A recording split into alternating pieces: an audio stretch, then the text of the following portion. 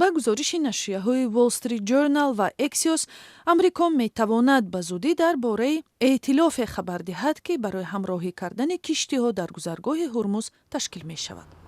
ҳамзамон Эрон ҳушдор дод, ки муборизаро давом медиҳад ва Ироқ ҳам мегӯяд таъсири ин ҷангро бараъло эҳсос мекунад.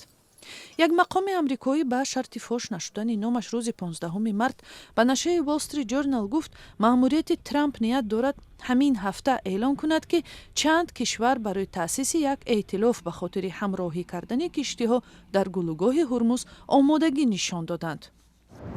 ما با کشورهای دیگر درباره نظارت از تنگی هرمز در گفتگو هستیم. به باور من تا حال واکنش‌های مثبت به دست آوردیم. اگر ما این کار را به انجام رسانیدیم خوب است. اگر نشود هم خوب است. гузориш мегӯяд, ин мавзӯъ ҳанӯз дар ҳоли баррасӣ аст ва вобаста аз вазъ дар майдони ҷанг рисолати он метавонад каме дигар шавад.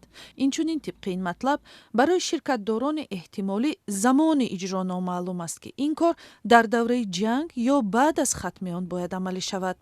Axios бо такя ба 4 манбаъ каме дертар гузориш дод, ки президенти амрико умедвор аст ҳафтаи наздик дар бораи ташкили эътилофе хабар бидиҳад ва агар гулугоҳи Ҳурмуз баста ё душворгузар бимонад, ӯ мехоҳад ҷазираи стратегии хорги Эронро ишғол кунад. амрико рӯзи 13 март ин ҷазираро бомбаборон кард. Трамп дар як шабакаи иҷтимоӣ навишт, кишварҳое ки тавассути гулугоҳи Ҳурмуз нафт дарёфт мекунанд, бояд ғами ин гузаргоҳро бихӯранд ва мо ҳам ёрӣ мекунем. хеле зиёд.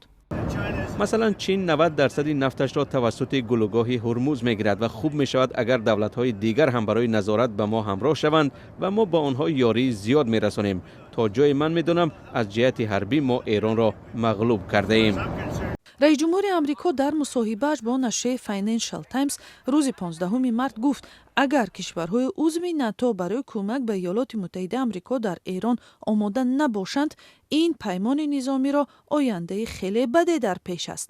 нашрия ба нақл аз Трамп навишт, беҳтар мебуд онҳое ки аз ин гулугоҳ манфиат мебинанд, барои дилпур шудан ба ин ки он ҷо чизи баде намегузарад дастиёрӣ дароз кунанд. сухангӯи ҳукумати Бритониё гуфт, нахуст-вазири ин кишвар Кир Стармер рӯзи 15 март дар суҳбат бо Трамп ба аҳамияти бозкушоии гулугоҳи Ҳурмуз ба хотири поёни беназмиҳо дар интиқолҳои ҷаҳонӣ таъкид кардааст.